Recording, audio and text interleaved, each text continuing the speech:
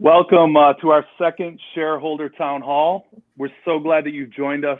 And with me today is our President and CEO, Stephen Weaver, and our colleague in development, Christy Milligan. I'm Tom Ward. And one of the reasons it's important for us to connect with you in this format is we just feel like from the very beginning, back in March, and obviously way before March hit, you've been with us, standing alongside of us. You've been with us in prayer. You've been with us in encouragement. You're the first to ask how we're doing. You're the first to drop a note or an email or a text message to remind us that, God's in this with us, and so are you. And I just want to say, I know Stephen will say it as well, and on behalf of Christy and myself, we're just so grateful for your steadfast support. What we'd like to do today is give you a snapshot of what's been happening here at Sandy Cove over the last couple of months, and then kind of walk you through where we think we're headed in the coming weeks and months. The fall ministry season's upon us. Summer is over.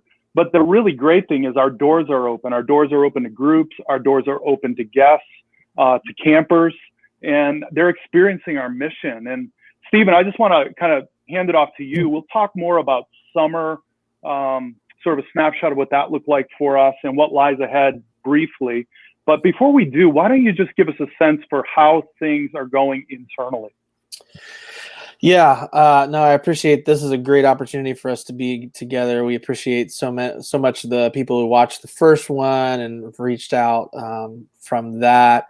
And to be honest with you, internally for us right now, this is just a really, really hard season. And it seems like it continues to get harder and harder the longer this goes on. Many of you might know we have a task force that's been kind of in this, looking at our numbers and charting our path forward, navigating the storm of this pandemic. And our focus continues to be kind of making it through kind of to the other side for generations to come to experience what we all know and love as a ministry. But the bridge to getting there and the process that it requires us to be in, specifically right now through kind of the fall and winter, is really, really been hard. Anytime you have to lay off team members, not because of performance or code of conduct or anything, but just simply the conditions don't allow for us to ride at the levels that we were, and we just have to kind of get as skinny as we possibly can in order to get to the other side. That's really, really painful. And so we had some key team members that we had to lay off, two of them at direct reports that worked closely with me, some for quite some time. And so, COVID's just fundamentally changed who we are and what we look like internally. If you told me back in March that 75% of the people that we were working alongside of in a team format where we had really built this culture of kind of one of the things we talk about is being on the same team. If you would have told me 75% of those people we would not be walking into the building or meeting with regularly, I don't know that I would have believed you. And yet today it is our reality. It is who we are, a very small team, a very small community that is what's going to really be required to get there. And those of us that are still working or processing through kind of the grief of having to lose friends and coworkers that, as any of you who are watching or involved in ministry, that when you walk with someone and are involved in ministry, there's just no way to not be involved in their life. These are brothers and sisters that we had the privilege of getting to work together with. And now that situation's changed. We're no longer brothers and sisters. We don't work together. We don't see each other as often. It's just changed a lot of the nature of our relationships. And for me as the president and having to be the one who has some of those harder conversations, it definitely weighs on me. Yeah. If you know me, I'm a relational guy. So that stuff really, it's hard to walk through. It's been a heavy season for sure. Yeah. Thanks, Stephen. We know this story that's unfolding. We're not the only ones impacted in this particular way. And all of us have been watching and listening to other nonprofits and other companies, what they're going through, how they've been impacted by the pandemic. And I know, Stephen, you and I have been encouraged podcast that we heard just a couple of weeks ago with the CEO, in an interview actually with the CEO of Delta Airlines, Ed Bastian, who really kind of brought into perspective, gave us a reframe for this moment we find ourselves in. Yeah, that was a moment I remember driving and listening to the podcast, and as we've kind of watched this whole pandemic roll out, the airline industry has paralleled a lot of what I feel like we've experienced. One of the things you see is early on they were like, "Man, it's going to take us a year to get out of this." Then a few weeks later, it's like, "Man, it's going to take us a year and a half, maybe 2 years." Now, if you talk to anybody in the airline industry, they're conservatively telling you it's going to be 5 years before there's any level of kind of recovery or back to, quote unquote, normal, if that's an option. But one of the things that Ed talked about inside of this was, as leaders, you have to go through the stages of grief, right? But you just, as a leader, you have to get there faster. And so you have to move towards acceptance so that you can kind of have dealt with your grief so that you can move on and tackle next, because next is coming. And I think that's been gear grinding. It was helpful to have words to it, but there was also, I've felt that. I felt that moment where I go, man, I really feel like I need to take time to grieve what's happening, but there's not time, because next is coming. The next decision is required too quickly. And so you just have to move quickly towards acceptance in order to kind of tackle next. I know, Stephen, what you're talking about, at least, on an internal level, as we saw this sort of unfolding, it was painful. It was hard to walk through, hard to watch these people's lives change. And so it's easy to silo into your, in your office as you grieve and sort of not reach out to others. But then at some point you have to pivot. And I think part of that grieving process and coming to the other side is making it connect with others who are here going through the same thing, not commiserate, but encourage. And as we pray for those lives who have been affected, pray for their families as they make a transition, but also make sure we're touching base with those who are here. Are you doing okay? Let's, grab a socially distanced lunch. Let's, just touching base, because it's not going to be good for morale if we don't, and we need to march forward. So, and I know we're going to put other things in place that kind of harken back pre-COVID in terms of the community, the internal community. Some of those things are on deck for the fall. So, and that's going to be great too. Yeah. We've, Christy, to your point, we've acclimated to a ton of change, right? And summer wasn't really all that different. We had to acclimate to change there as well. It was a sort of a test for us as we significantly changed the way we delivered a lot of what we do that most of us take for granted and think of as normal, but we really kind of reconfigured everything. The way we cleaned our rooms, the way the kitchen prepared food and then served it, and then even the way we changed the seating in common areas. And something as simple as that does remind you that things are different. And probably the biggest thing that happened this summer is we didn't host family camp. And instead we offered something called Power Boost Getaways. And for those of you who were here, you took advantage of that. You know what that experience was like, but guests could come, they could enjoy our 200 plus acres. There were some activities, there was pool and boating and other things, but there was no corporate worship. There were no guest speakers in the Chesapeake auditorium. So it was a different experience for sure this summer, but what I heard over and over again was that it was still Sandy Cove. There was something essential about who we are and what we deliver summer after summer that people could still kind of tangibly touch. And we're so grateful. And our guests reminded us that over and over again. Maybe I just go to you, Stephen, and ask you just a simple question. What surprised you most about summer? What stood out for you? Yeah, I'll tell you that it was, this would have been essentially the 30 years from my first summer on Wow. property. Wow. And I witnessed probably about 20 of them, and they all, back in the Bible conference day, it had a feel to it. There was an energy, and family camp had a different energy. But it was always the hustle and bustle of people. It was a flurry of people coming on, going off, coming in, filling the space. And I remember very distinctly, we opened on June 19th, and it was one of the days after. It was a beautiful day, and I'm sitting there at my desk, managing through what we knew then. And I saw a little girl kind of run across the bluff, and I just, in my heart kind of leapt to kind of go like, oh, that's right. Like, that's what this is, like our property is meant to be enjoyed and to be filled. In the end, about 75% of the people who said, hey, we love family camp, but we want family camp, they said, let's try to do that again next year. And we're grateful for them.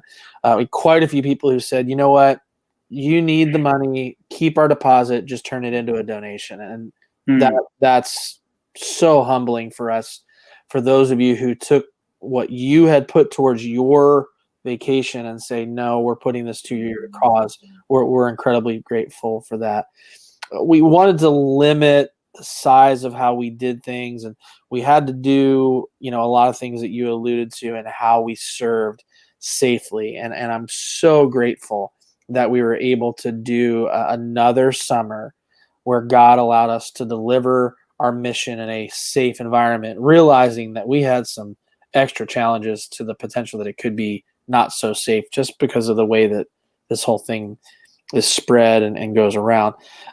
We tried to add in and sprinkle some things into the experience so it wasn't completely empty of some of the things that we knew. And so throughout the month of July, we had some of our staff take turns leading morning devotions. We leaned in on Josh, who has been our worship leader, who's come on to full-time staff, and we had him go out on the bluff and do some worship on a few of the Thursday nights where we could do it. And then we did have an app this year that kind of gave access to some brown bag devos digitally, spiritual retreat guide digitally, and a few other things where we were able to kind of do some reminiscent Sandy Cove things inside of the context of not just being at Sandy Cove. But I would tell you that the overwhelming response I got when I would interact with people throughout being on our property during the month of July, who were coming because they just couldn't imagine not being here, right? And they came, and the overwhelming feedback that I got from people was something along the lines of, Stephen, I realize this doesn't work for you business wise. It can't. I'm looking around the dining room. I'm seeing how many people aren't here. But I got to tell you, this has been really, really great. It's been quiet and peaceful, and it really has ministered to us. And it was a break that we needed, that we probably didn't know that we needed, and we almost didn't come, but we did. We're so grateful that we did. And then the other thing, and I would just really give kudos to the way that our team delivered. A lot of people, because of how we wanted to make sure the expectations were, you're not coming to the same old Sandy Cove where it's kind of good food, plenty of it, help yourself as many times as you can. And so we tried to be really, set a realistic expectation. And maybe we kind of guarded a little too much, because the feedback that we got from many of the people that experienced this summer with us was they felt very, very safe in how we served them.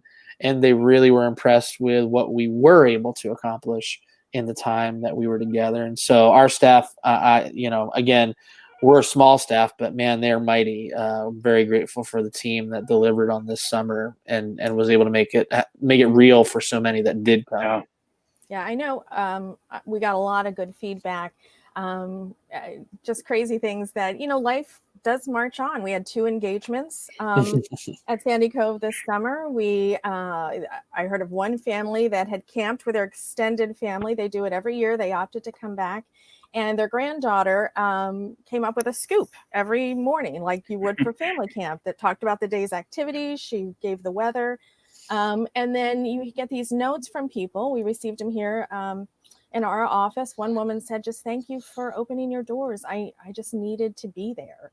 So I think, the takeaway for me is that the absence of programs and traditional programs like family camp doesn't mean the absence of God. And so people were able to come and still experience something that was really special. I know one woman said that they come every year. This was their 30th year. And she said, I feel like we had stored up so many good memories with family camp that this was okay. It was okay that it was different and it was good. Yeah. We want to see the mission alive in our guests' experience. And so those stories, add fuel to our fire because, I've said it several different times and in different contexts, COVID gave us a long list of what you can't do anymore, but there's still a long list of things that you can do. And that's really what, we realized, I realized probably in the middle of May that if we were going to solve this problem, and the problems that presented our ministry because of the pandemic, I wanted to do it while open.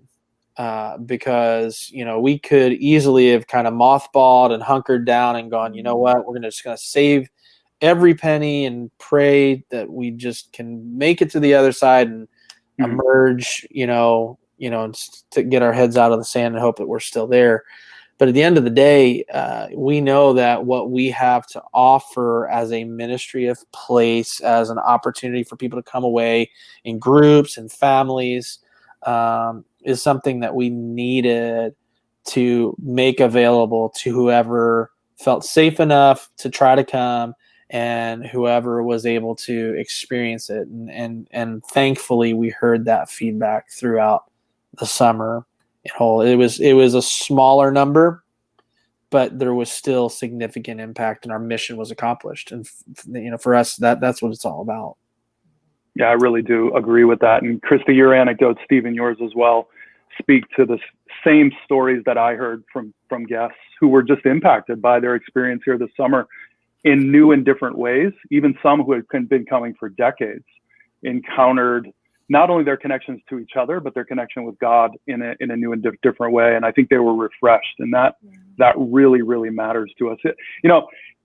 I think it, and I'm not going to put words in anyone's mouth here, but it really is for us about the path moving forward and remaining true to our mission. And this has become, inside of COVID, not only for our families and our churches and our businesses, but also for Sandy Cove, it's become an opportunity for us to focus on what's essential.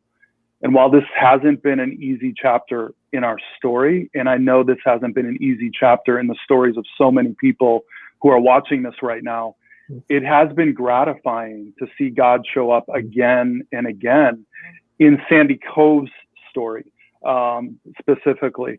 Stephen, give us a sense, we've used this metaphor of kind of weathering the storm. And I'm sure people are tired of some of these metaphors that are being used and words that are being used so often, but we have weathered the storm and we continue to weather it. We're not out of the storm yet, but give us a sense of where we're at financially.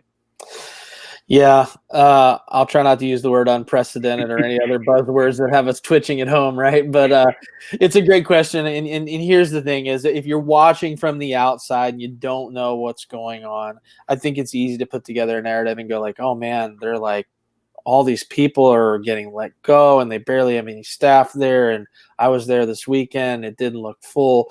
It can paint a picture that goes, this thing just isn't going to work. That's the story that people come up to me. They look at the empty dining room. They go, man, we love this because it's really nice and peaceful and quiet, but this doesn't work. And you're like, doesn't take too much to figure out. Like, you need people in here. That's how it works. And, there is that great tension that exists that as a nonprofit, we have to accomplish our mission, but we also have to be profitable enough to have the privilege to deliver our mission, right? And so the finances are a part of the picture. And so thankfully we have been managing it from the very beginning, with a switch from kind of how we would traditionally look at our finances measuring against budgets and planning with a further reach, to really kind of knowing that cash flow was going to be the key indicator to how we make it through, and making some hard decisions within that. And that's allowed us to really navigate this with a greater amount of clarity and visibility to our near-term and long-term futures. And so it's chartered the path. But I'll tell you that there have been a few key indicators along the way that have really been the game changers for us. The biggest game changer is the increase in donor funds.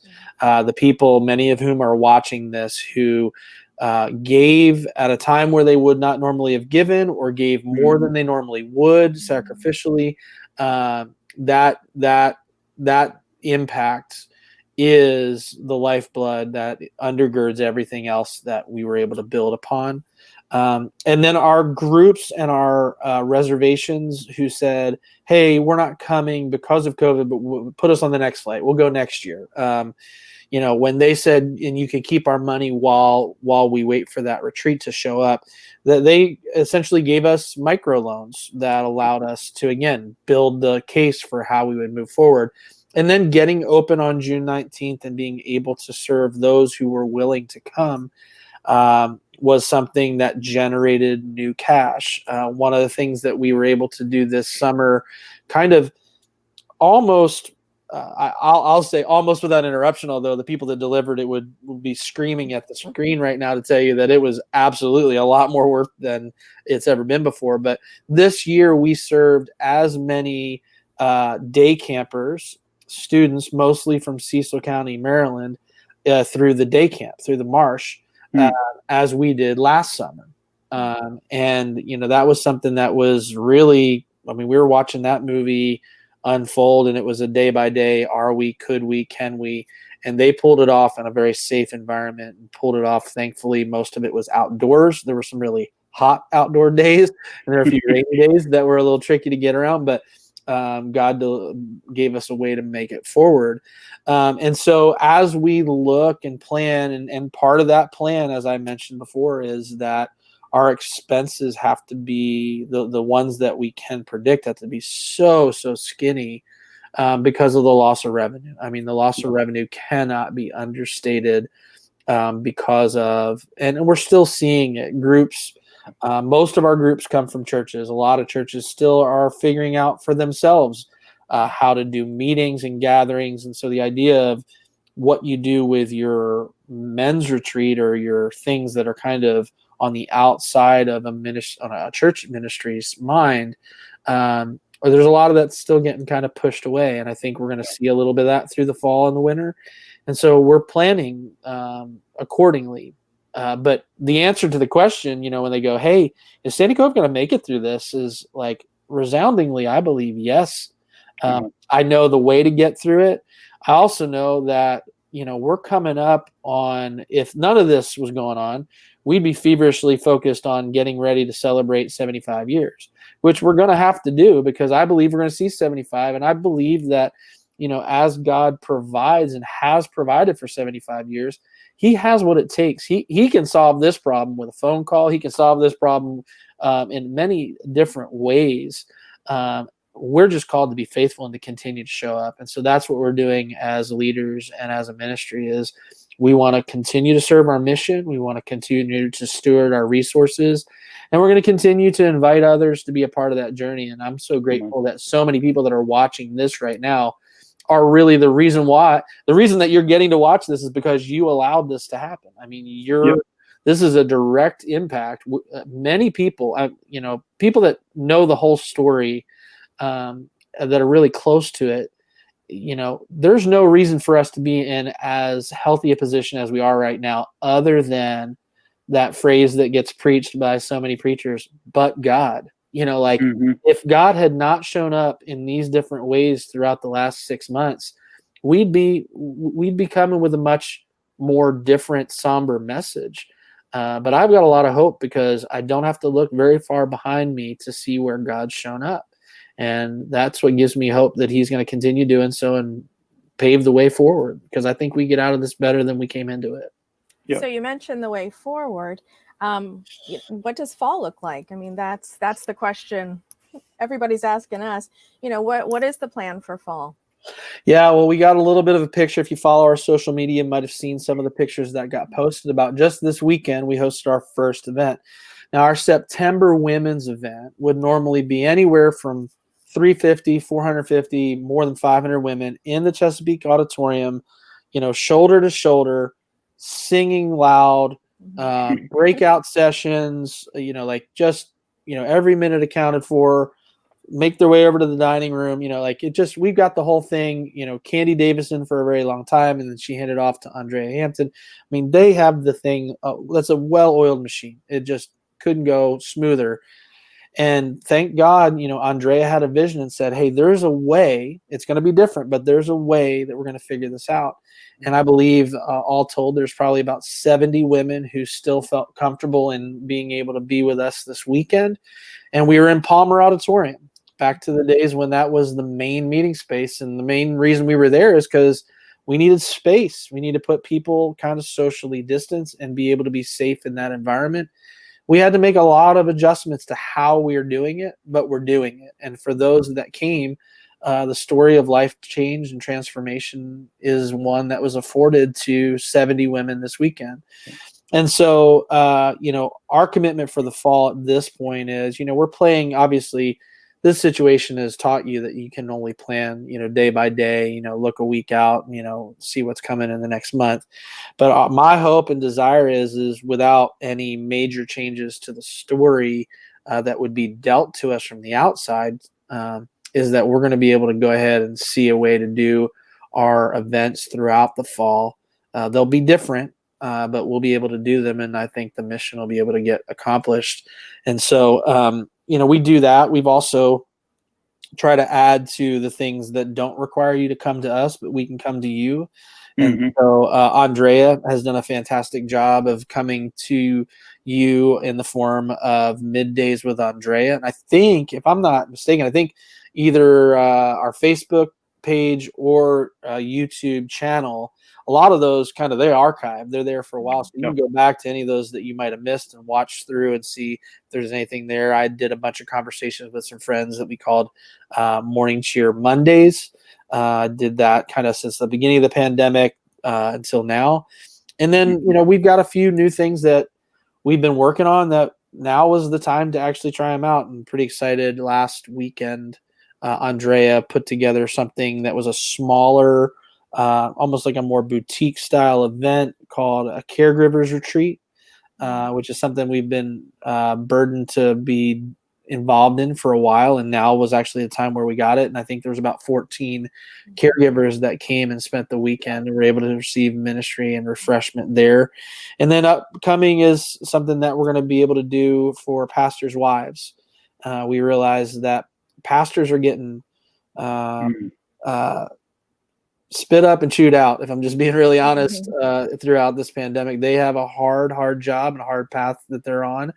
And if you know anything about ministry, if you're married, you're not in it alone. And so we're looking forward to the opportunity to provide what Sandy Cove has in form of rest and retreat to pastors' wives. And I believe that's on the calendar sometime here in October. And so, again, we're looking to figure out what can we do? How do we see our mission happen in the context that there are some limitations? But God's doing stuff. One of the changes that we've made is with schedules. Yeah. We've opted to close on Tuesday and Wednesday to conserve our resources. So we're basically open from Thursday through Monday, which is when we get groups in, when we have our events. Can you speak into that a little bit? What drove that decision? Yeah, that was a very strategic decision when we looked into the fall and saw there really was not a lot of business already asking for us to be opened on Tuesdays and Wednesdays throughout the fall. And then when we realized, hey, we need to figure out how to deliver the best that we can from Thursday to Monday with the staff that we have. We just had to do some self-preservation things to go, hey, there's no way to do a 7-day operation with the staff that we have currently and to do it well and to do it healthy. And so it came at a sacrifice. And so we said, okay, this is the deal. Let's figure it out. We tried to do it in advance enough to get our team to make the changes they needed to. And, many of us are figuring out how to work from home and telecommute and do some things where we still need to operate on a Tuesday or Wednesday. But the reality is the resources and the opportunity of giving some of our key delivery employees, I'm thinking about our kitchen staff in particular, who log just countless hours on delivering the food in a safe way that they are. For them to do that from Thursday to Monday, it just gives no opportunity for a rotation other than to give them a built-in kind of Sabbath rotation of Tuesdays and Wednesdays, just knowing that there will never be asked to do anything on those 2 days. And so it was a very strategic decision in care for our staff and our deliverables. Interestingly enough, as we've seen kind of groups are still coming in at a smaller number, our programs are coming in at a smaller number, we are seeing a lot of people that are still taking us up. We're still doing the power boost. And then we started something that's a kind of a power boost for couples. And that came to us actually through our, I want to call them nerdy, but I don't know if they're going to watch this, but don't tell them I said that. But our Google Analytics people that kind of go in and look at the backside of thing. And they basically said, hey, one of the number one searched Google terms right now is couples getaways. I ran into a friend the other day and he said, man, I'm telling you, we need some time. My wife and I need some time. And I said, yeah, I get it. I think that's this pandemic has caused the desire and the need to kind of get away and to invest into your marriage. And so we put together a power boost for couples. And what we're seeing with that is that we're getting calls and emails on Thursday saying, hey, can we come Friday? And because of the way that we're set up, we can answer that call and make those bookings most of the time. And so, yeah, we're just trying to be nimble because we do realize that coming out of this, there's a way to come back stronger. There's a way to do things more strategically. There's a way to do things more effectively and efficiently. And so we're learning and taking this opportunity to create better ways for us to do things in the future, so that, no moment, no lesson is lost in this. I've heard it preached before, God never wastes a pandemic. God never wastes a tragedy. There's always something to be learned inside of that. So we're trying to be good stewards of the situation we're in and go, okay, well, if we have to pivot, what pivots can we move to make today work? But what also could we take that we can make tomorrow better? Right. Yeah, I've sensed too, like a shift from March, April, May into June, July, August. Now we're here in September, kind of this shift of leaning into this moment that we find ourselves in, trying to glean as much as we can, while also trusting through it. And we've heard this a ton from you, Stephen, that God's faithful. And over and over and over again, we've been reminded, we walk past that sign every day, that Jesus never fails. And I can tell you that we're certainly grateful to still be in a position to share that hope-filled message with others. And, whether it's groups or guests coming for a power boost, whatever it is, we're fortunate to be in the position that we're in, due in large part, not only to God's grace, but to the support of so many people who have come alongside us. Stephen, before I hand it off to you for a close, let me just remind everyone of two things. The first is that we will have a sort of a concluding shareholder town hall during the month of November, and details will come out in the next few weeks, just as a reminder to you that we'll have the final shareholder town hall of 2020 in just a couple of months. And then we also want to make sure that you know about an opportunity. It's open to the entire Sandy Cove community. We have a new friend, Ward Keever, who's the principal of Covenant Wealth Strategies. And Ward is, graciously come alongside of us as a friend and mentor during the season and even before. And he wants to really give you an opportunity to dig in a little bit inside of a webinar called Biblical View of Charitable Giving During a Pandemic. Now, you might be thinking that Ward's going to be making a pitch or an appeal for us. That's not at all the point of the webinar. I think you'll really, really enjoy Ward's presentation style. I've learned a ton from him. I know Stephen sat with him as well. And I'm really looking forward to introducing Ward to all of you. That webinar is Wednesday, October 28th at 11 a.m. And then, Stephen, I'll just hand it off to you for some closing thoughts, a prayer. And I just want to say thanks to all of you for what you've done for us during this season. Absolutely. Yeah, well, we're not going to leave it to Ward to ask for money. We're going to ask you for money. The reality is, we've said it several times. We're here because of you, but the hill. We are not through it. As much as I would love to be done with COVID and be over it all and say we made it, we're on the other side. We're still looking at the waves, and they're big, and we're still looking at. We still have bills. We still have needs, and so if God has stirred on you. To make a gift, then please don't hesitate to reach out to us, to go online. We'll take it about any way we can get it, because it is what is keeping us surviving through this really tough season. The one thing I would share with you is there's this little nugget, and I don't mean to, I'm always very careful as a Bible college student to not overplay any hands here, but I would tell you that 3rd John, really tiny book, is just one chapter. But at the end of 3rd John, we see this phrase that says, I've got so much more that I'd love to tell you. And I kind of feel like that even with what we're sharing today. I've got so much more I'd love to share with you. But he then says, but I don't want to write it down. I don't want to write any more letters. I want to be face to face. And I think inside of this, we have some level of biblical precedent that says, man, when we get to do this face to face, it is so much better. And so that's the part that the other side of this is so important to us, because we realize that, yeah, we're grateful for the technology that allows us to be together today. But the end of the day, there is nothing quite as real as when you're sitting face to face. I am grateful for the countless amount of hours and cups of coffee that Tom and I have had the ability to share all across the Eastern Seaboard. Christy has an office that's right next to mine, which is either a blessing or a curse for her, because I can wander in and we have great conversations about life and solving all the world's problems.